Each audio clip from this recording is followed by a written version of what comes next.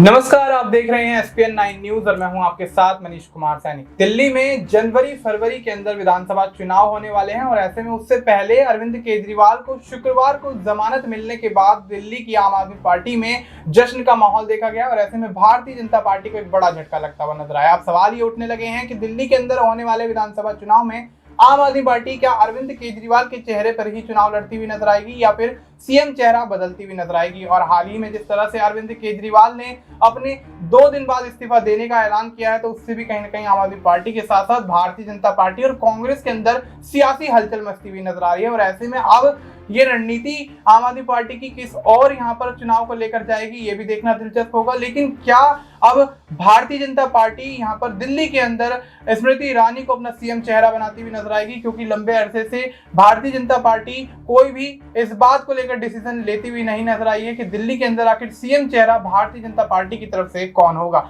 लेकिन जिस तरह से अब स्मृति ईरानी के नाम की चर्चा तेज होती हुई नजर आ रही है, वहीं कहीं ना कहीं सुषमा स्वराज की सुपुत्री यहाँ पर बांसुरी स्वराज का भी नाम सामने आता हुआ नजर आ रहा है। लेकिन देखा जाए तो स्मृति ईरानी लंबे अरसे से भारतीय जनता पार्टी के साथ कार्यरत हैं और ऐसे में तमाम बड़े पद संभालती हुई नजर आई। अमेठी से सांसद रही, लेकिन इस बार लोकसभा चुनाव में KL शर्मा के सामने हारने के बाद अब स्मृति ईरानी पिछड़ती हुई नजर आ रही है। लेकिन उसके बाद से यहाँ पर दिल्ली के अंदर भारतीय जनता पार्टी के खेमे में अब अगर स्मृति ईरानी को सीएम चेहरे के तौर पर उतारा जाता है तो आम आदमी पार्टी के लिए किस तरह से समीकरण बदलते हुए नजर आएंगे और कांग्रेस को किस तरह से चैलेंज मिलता हुआ नजर आएगा, इस तमाम मुद्दे पर चर्चा जारी रहेगी। हमारे साथ माही मौजूद हैं। माही, बहुत बहुत स्वागत है आपका। माही, क्या कुछ लगता है कि दिल्ली के अंदर आम आदमी पार्टी के सामने सीएम चेहरे के तौर पर भारतीय जनता पार्टी क्या स्मृति ईरानी को सीएम चेहरा बनाते हुए यहाँ पर बड़ा ऐलान करती हुई नजर आएगी? क्योंकि स्मृति ईरानी जिस तरह से अमेठी से इस बार लोकसभा चुनाव में हारती हुई नजर आई और उसके बाद से स्मृति ईरानी की सक्रियता जो है वो भारतीय जनता पार्टी में थोड़ी कम होती हुई नजर आई। लेकिन राहुल गांधी का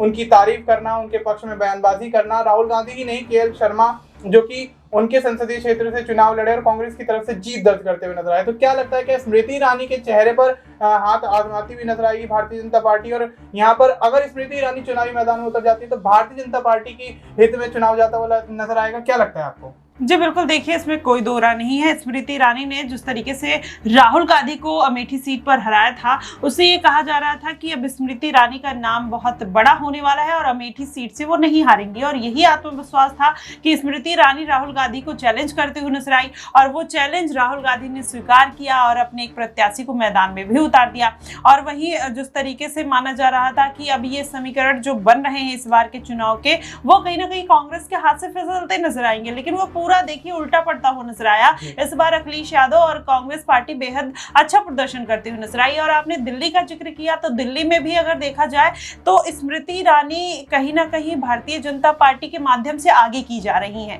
7 जिलों की जिस तरीके से उनको जिम्मेदारी दी गई है दिल्ली में, उससे ये कहा जा रहा है कि कहीं ना कहीं स्मृति ईरानी का जो नाम है वो चर्चा में है भारतीय जनता पार्टी में सीएम पद के लिए। वहीं मनोज तिवारी का भी नाम है और बांसुरी स्वराज का। ये 3 कैंडिडेट हैं जो भारतीय जनता पार्टी की तरफ से आने वाले दिनों में हो सकता है सीएम पद के तौर पर आगे आते हुए नजर आए। रही बात राहुल गांधी की तारीफ करने की, उसके बाद तो अटकलें ये भी लगाई जाने लगी थी कि स्मृति ईरानी भी एक पॉडकास्ट में जाती हैं, वहां पर भी राहुल गांधी की खुलकर तारीफ करती हैं और वो कहती हैं कि बेहतर इंसान राहुल गांधी बन गए। राहुल गांधी का जिक्र आपने किया कि वो तारीफ करते हुए नजर आए। तो ऐसे में कहीं ना कहीं ये जो समीकरण है, पहले जब स्मृति ईरानी को कोई जिम्मेदारी नहीं मिली थी तो ये माना जा रहा था कि क्या अब स्मृति ईरानी कांग्रेस की तरफ रुख कर सकती है अगर भारतीय जनता पार्टी उनको जिम्मेदारी नहीं देती। लेकिन वो कहीं ना कहीं मामला तब दब जाता है जब दिल्ली में स्मृति ईरानी के नाम की चर्चा भारतीय जनता पार्टी की तरफ से होने की शुरुआत हो जाती है। 7 जिलों की जिस तरीके से जिम्मेदारी स्मृति ईरानी को मिली, ऐसे में माना जा रहा है कि जिस तरीके से मनोज तिवारी इतने लंबे समय से दिल्ली की राजनीति में सक्रिय हैं, अगर उनको दरकिनार करके स्मृति ईरानी को आगे किया जा रहा है, उनका चेहरा आगे किया जा रहा है, तो हो सकता है कि इस बात में सच्चाई हो और आने वाले दिनों में स्मृति ईरानी सीएम पद के दावेदार के तौर पर भारतीय जनता पार्टी की तरफ से सामने आ सकती है। जी बिल्कुल, तब ऐसे में मनोज तिवारी का अगर नाम यहाँ पर नहीं आता है सीएम पद के चेहरे के तौर पर, तो क्या वाकई मनोज तिवारी भी भारतीय जनता पार्टी के खिलाफ उतरते हुए नजर आएंगे? क्योंकि लंबे अरसे से ये भी कयास लगाए जा रहे थे कि मनोज तिवारी ही शायद दिल्ली के अंदर आगामी विधानसभा चुनाव में सीएम का चेहरा बनते हुए नजर आएंगे। लेकिन अगर यहाँ पर भारतीय जनता पार्टी की तरफ से स्मृति ईरानी मैदान में उतर जाती हैं तो क्या वाकई मनोज तिवारी भारतीय जनता पार्टी के खिलाफ माहौल बनाते हुए नजर आएंगे? क्योंकि लोकसभा चुनाव में दिल्ली की 7 सीटों पर भारतीय जनता पार्टी ने एक बार फिर से बड़ी जीत दर्ज की। पिछले लोकसभा चुनाव में भी 7 सीटें भारतीय जनता पार्टी के हित में जाती हुई नजर आई। भारतीय जनता पार्टी एक बड़ी जीत दर्ज करती हुई नजर आई। ठीक उसी प्रकार से अब क्या विधानसभा चुनाव को लेकर भी दिल्ली के अंदर भारतीय जनता पार्टी अपनी रणनीतियां तैयार करती हुई नजर आएगी, और अगर इस तरीके की चीजें यहाँ पर होती हैं तो आम आदमी पार्टी के लिए कितना बड़ा चैलेंज होता हुआ नजर आएगा, ये भी कहीं ना कहीं एक बड़ा सवाल दिल्ली के अंदर उठता हुआ नजर आ रहा है। और ऐसे में जिस तरह से आम आदमी पार्टी के संयोजक और दिल्ली के मुख्यमंत्री अरविंद केजरीवाल की जेल से जब वापसी होती है तो आम आदमी पार्टी के कार्यकर्ता जिस तरह से उनका स्वागत करते हुए नजर आते हैं, तो अब कहीं ना कहीं आम आदमी पार्टी भी एक तरीके से दिल्ली के अंदर अपने आप को मजबूत मानती हुई नजर आ रही है, क्योंकि लोकसभा चुनाव के दौरान अरविंद केजरीवाल सलाखों के पीछे थे। 21 दिन की मोहलत उनको मिली प्रचार प्रसार करने के लिए, लेकिन 21 दिन की मोहलत के बावजूद आम आदमी पार्टी दिल्ली में लोकसभा चुनाव में बेहतर प्रदर्शन करने में नाकामयाब होती हुई नजर आई। और ऐसे में भारतीय जनता पार्टी ने फिर से लीड करते हुए चुनाव जीता। और ऐसे में अब विधानसभा चुनाव को लेकर जिस तरह से तमाम राजनीतिक पार्टियों की निगाहें टिकी हुई हैं, तो अब ऐसे में कांग्रेस की क्या कुछ भूमिका रह जाएगी, इस पर भी चर्चा करेंगे। माही, क्या लगता है कि कांग्रेस एक बार फिर से दिल्ली की विधानसभा में सक्रिय होती हुई नजर आएगी, क्योंकि देखा गया किस तरह से 15 साल शीला दीक्षित की गवर्नमेंट दिल्ली के अंदर रही, कांग्रेस की गवर्नमेंट रही, उसके बाद लगातार 10 साल तक आम आदमी पार्टी सत्ता पर काबिज रही, और कहीं ना कहीं अब भारतीय जनता पार्टी वो मौके की तलाश में है कि उनको भी यहाँ पर मौका मिले। 25 सालों का लंबा इंतजार है, तो क्या अब कांग्रेस भी कोई बड़े यहाँ पर सियासी कदम उठाती हुई नजर आएगी, कोई सियासी उलटफेर करती हुई नजर आएगी? क्योंकि जिस तरह से दिल्ली में आम आदमी पार्टी ने भ्रष्टाचार के खिलाफ लड़ाई लड़ने को लेकर चुनाव लड़ा, और उसके बाद यहाँ पर कांग्रेस को एक बड़ी मात दी, और उसके बाद अब भारतीय जनता पार्टी, कांग्रेस और आम आदमी पार्टी के बीच जो ये मुकाबला है उसमें कांग्रेस को कितना फायदा और कितना नुकसान हो सकता है? जी बिल्कुल, देखिए जिस तरीके से ये पूरा मामला निकल कर आ रहा है, कांग्रेस पार्टी जब आम आदमी पार्टी के साथ गठबंधन तोड़ती है तो उससे कहा जाने लगा कि अब शायद इन दोनों के बीच में ना बने। लेकिन वहीं हरियाणा में देखिए कि एक बार फिर से कहीं ना कहीं कांग्रेस पार्टी और आम आदमी पार्टी का गठबंधन होने वाला था, लेकिन आम आदमी पार्टी ज्यादा से ज्यादा सीटें चाहती है, क्योंकि जिस तरीके से कांग्रेस पार्टी को गठबंधन में ये लग रहा है कि वो जीत दर्ज करेगी, या फिर वो हमेशा से यहाँ पर चुनाव लड़ती हुई नजर आई है, या पुरानी पार्टी है तो उसको ज्यादा सीटें मिलनी चाहिए। ये कहीं ना कहीं कांग्रेस पार्टी के अंदर हमेशा से रहा है। जब उत्तर प्रदेश में भी चुनाव हो रहे थे तो अखिलेश यादव के साथ यही समीकरण कहीं ना कहीं राहुल गांधी बिठाते हुए नजर आए थे। लेकिन अब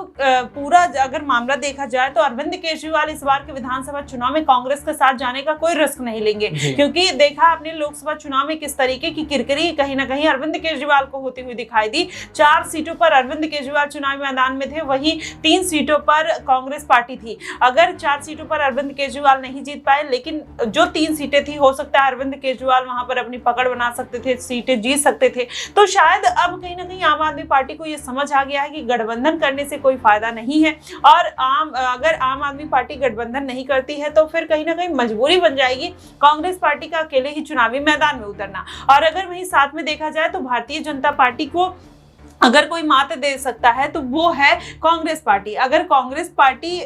इनके साथ अरविंद केजरीवाल के साथ पूरा समीकरण बिठा लेती है तो जाहिर तौर पर 1-2 सीटें निकाल लेगी, लेकिन अरविंद केजरीवाल किसी भी तरीके का रिस्क नहीं लेना चाहते। अब देखना दिलचस्प होगा कि अगर हरियाणा में केजरीवाल अपना दमखम दिखाने का प्रयास करेंगे तो वो कांग्रेस पार्टी को किस तरीके से ऑफेंड और डिफेंड होते हुए नजर आएंगे, क्योंकि अगर पूरा समीकरण समझा जाए तो अब कहीं ना कहीं एक पार्टी को नीचे गिराकर ही वोट मांगा जाता है, उनकी खामियों को गिनाकर वोट मांगा जाता है, और कहीं ना कहीं अपने मुद्दों को आगे रखकर वोट मांगा जाता है। अगर उसमें आम आदमी पार्टी कमजोर पड़ी तो जाहिर तौर पर कांग्रेस पार्टी या भारतीय जनता पार्टी आगे निकलती हुई नजर आएगी। और अरविंद केजरीवाल इतना बड़ा रिस्क लेने के लिए तैयार हैं या नहीं है, कांग्रेस पार्टी के साथ गठबंधन करेंगे या नहीं करेंगे, तो दिल्ली के विधानसभा चुनाव में दिख जाएगा। लेकिन वहीं अगर देखा जाए हरियाणा में तो आपने देखा है किस तरीके के समीकरण बने हैं। अब ऐसे में माना यह जा रहा है कि कांग्रेस पार्टी भी अकेले ही चुनावी मैदान में है, और आम आदमी पार्टी भी, और दुष्यंत चौटाला भी। तो ऐसे में अगर इन तीनों पार्टियों में से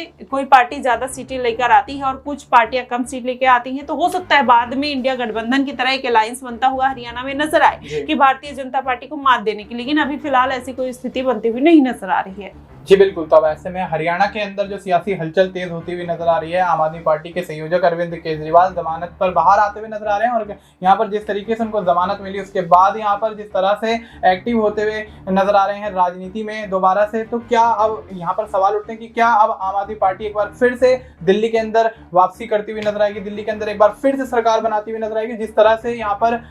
स्मृति ईरानी के सीएम चेहरे को लेकर भारतीय जनता पार्टी कोई बड़ा फैसला किसी भी वक्त ले सकती है, उसको लेकर भी कहीं ना कहीं सियासत गर्माती हुई नजर आएगी। अब क्या वाकई यहाँ पर स्मृति ईरानी को वो जगह दी जाएगी, वो तवज्जो दी जाएगी, ये भी देखना दिलचस्प होगा। वो तो खैर आने वाले समय में अब तमाम सवालों से, तमाम चेहरे से, तमाम चीजों से पर्दा उठना शुरू होगा और ऐसे में तमाम पहलुओं पर जिस तरह से यहाँ पर हम लोग चर्चा कर रहे हैं उन पर भी कहीं ना कहीं खुलासा होता हुआ नजर आएगा और दिल्ली की सियासत में बड़ा उलटफेर होता हुआ नजर आएगा। फिलहाल आपको इस मुद्दे पर क्या कुछ लगता है, आप अपनी राय हमें कमेंट करके बता सकते हैं। बाकी देश और दुनिया से जुड़ी तमाम जानकारी के लिए आप देखते रहिए SPN9 न्यूज।